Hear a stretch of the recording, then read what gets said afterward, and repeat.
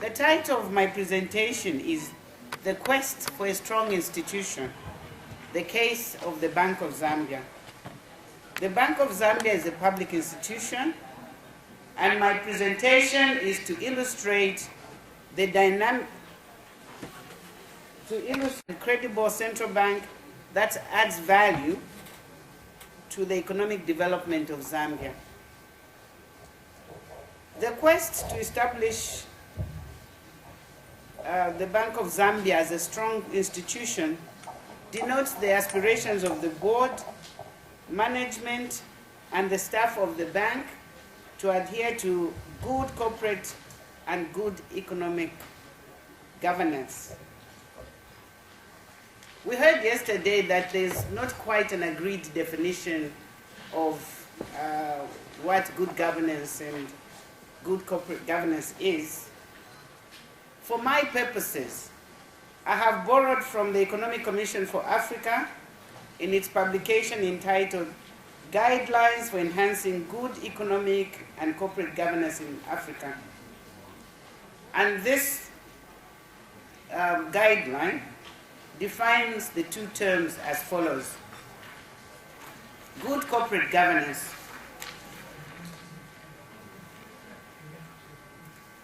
Corporate governance refers to the mechanisms through which corporations, whether private, public, or state-owned, and their management are governed.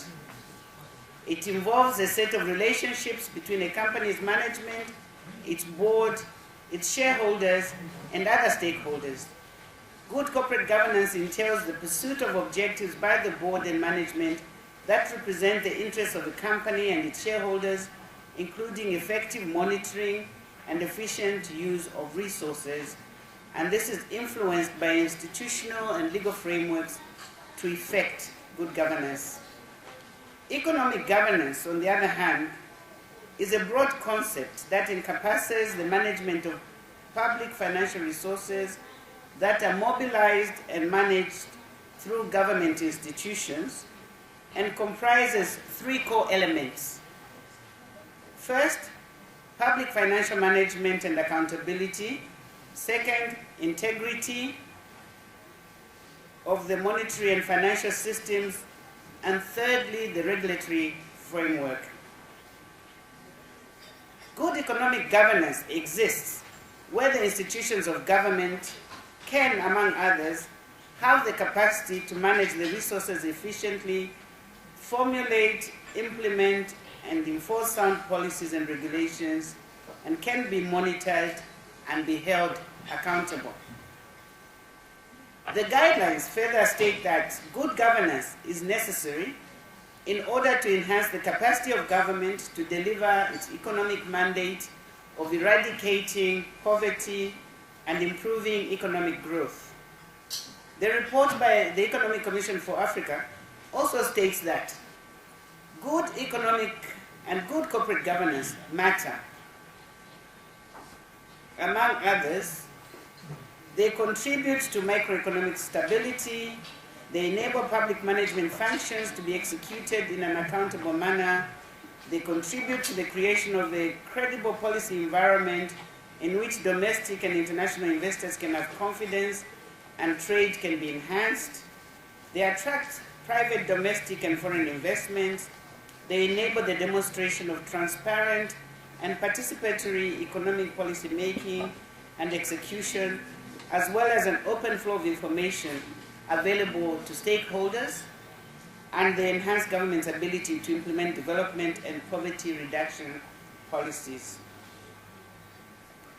The importance of good corporate governance. In recent years, the world has witnessed spectacular corporate failures, resulting in loss of colossal sums of money and reputation. A few cases in point include governance failures such as the once renowned Enron, Parmalat, and Calcom.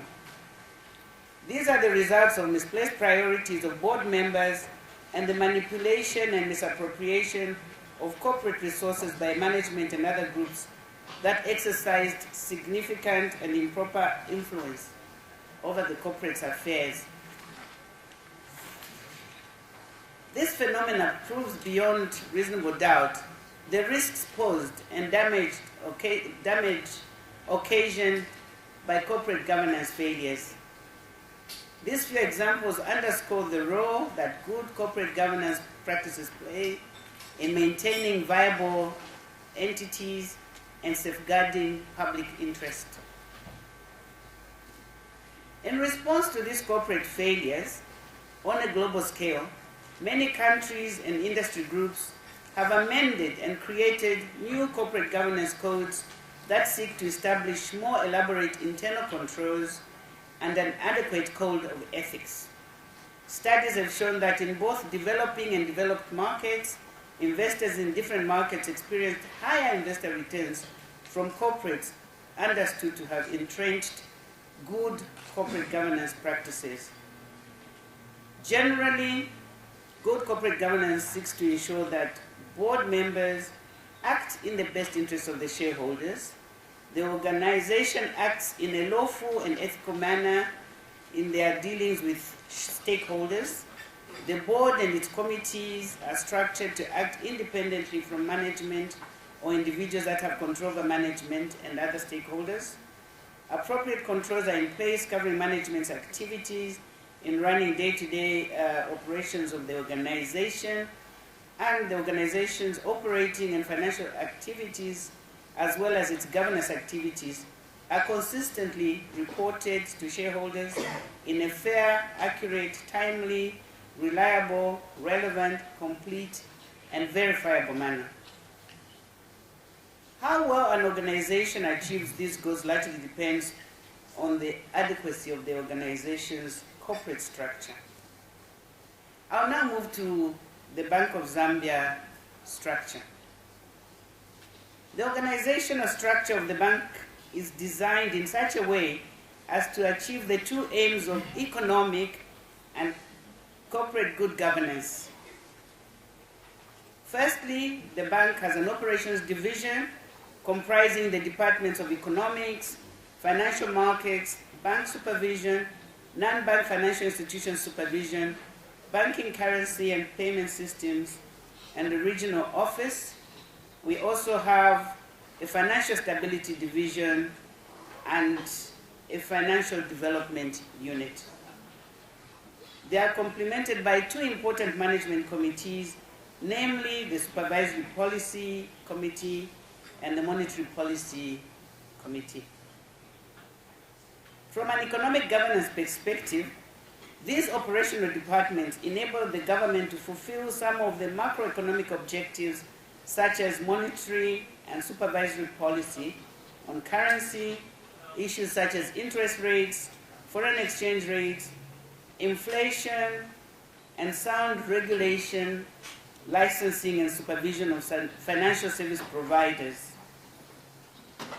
Interventions by the bank's operational departments are intended to facilitate an enabling environment for economic activity, private sector development, foreign direct investment, and an overall stable financial system. The operational departments are overseen by the Deputy Governor of Operations. I did not mention that, of course, the topmost executive is the governor. Secondly, the bank has an administration division which falls under my ambit, the Deputy Governor Administration. And this comprises the following departments: the Board Secretariat, Finance, Human Resources, we're still calling it Human Resources, Legal Services, ICT, Procurement and Maintenance, Security, and also the administrative oversight of internal audit, which functionally reports directly to the governor and the board, and also a close working relationship with strategy and risk management, which also functionally reports to the governor.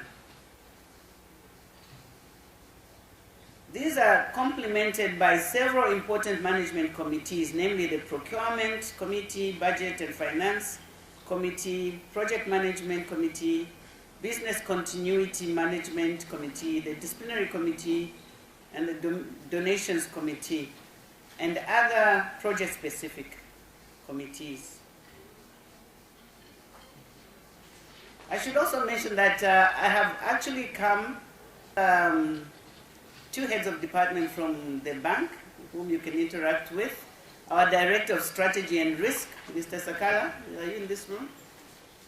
And our Director of Human Resources, Rosalie. We also have one of our counsel from the bank, Bubile, and my executive assistant, Kavinda.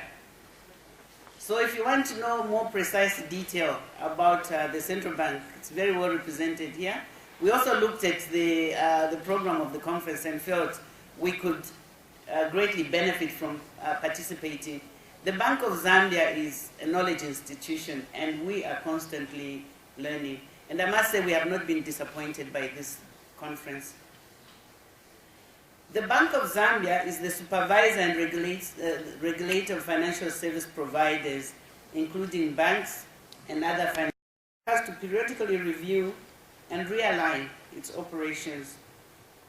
The first phase of transformation of the Bank of Zambia was to devise an organizational structure that would suit the roles of the bank as mandated by the Bank of Zambia Act of 1985, and to ensure that it focuses on its core functions as a central bank.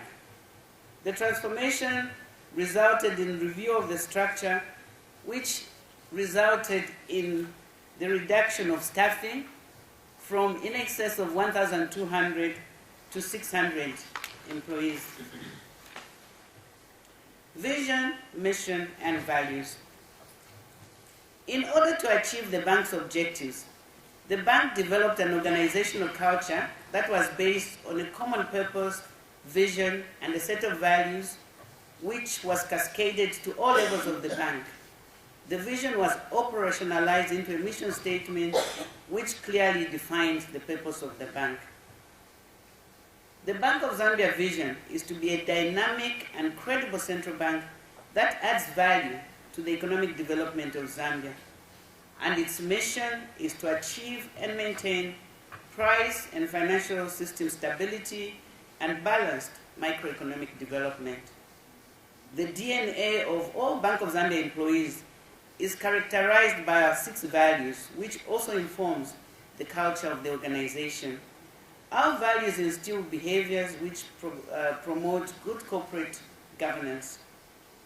Our 6 values are summarized in the acronym ACTION, which stands for accountability, commitment to excellence, time, integrity, objectives, and new ideas.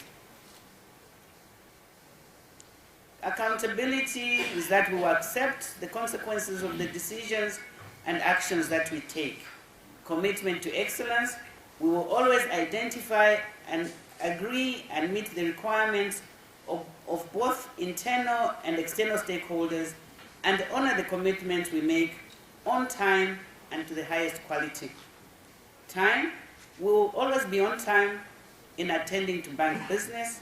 Integrity, we will work with honesty and integrity and be sincere in all our dealings. Objectives, we will set ourselves challenging, specific, and measurable objectives, and we work diligently towards achieving them within the targeted framework.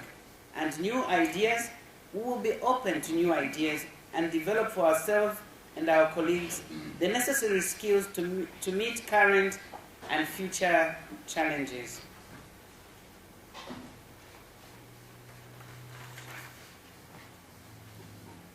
The above personal principles, are personal principles for each member of staff to espouse. The bank also has 3 institutional values. These are efficiency, transparency, and accountability. Efficiency is that the bank will strive to accomplish its work with minimal resources and in a time frame appropriate to the tasks at hand. Transparency, the Bank of Zambia will frequently communicate with government authorities, the National Assembly, and the public concerning its policies, operations, and financial condition that will enable its stakeholders to assess the bank's performance in relation to its objectives. And accountability, the Bank of Zambia will be accountable for its policies and operations in relation to its mission. This accountability will be accomplished in several ways, and I will refer back to the accountability later. Building a strong institution. The Bank of Zambia is on a quest to build a strong institution. A strong institution is one that adheres to tenets of good governance. In this case, good corporate governance. The Bank of Zambia has a strong enabling statute, the Bank of Zambia Act. The Bank of Zambia has also formulated policies in all areas of its operations. This enables the bank to act in a consistent manner and to avoid arbitrariness. The bank began this journey with a deliberate and conscious initiative in 2004 when the board and senior management engaged consultants, Grant Thornton, to facilitate workshops that helped the bank draw up a vision, objectives, strategies, and action plans for enhancing good corporate governance at the Bank of Zambia. We specifically went on retreat to come up with a strategic plan that would enhance good corporate governance in the bank. These strategic objectives were then fused into the bank's strategic plan.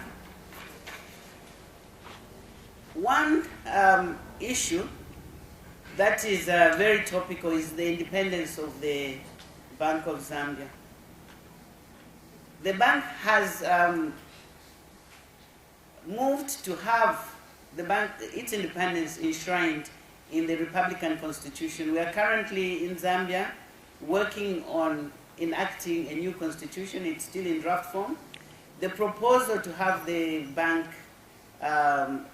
independence enshrined in the constitution has been accepted into the draft constitution. We're yet to see what happens when the constitution is enacted.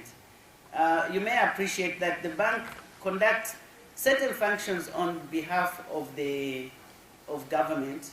The bank is staffed with unelected officials. And it's for good reason that certain responsibilities have been given to an institution that is not of an elective nature.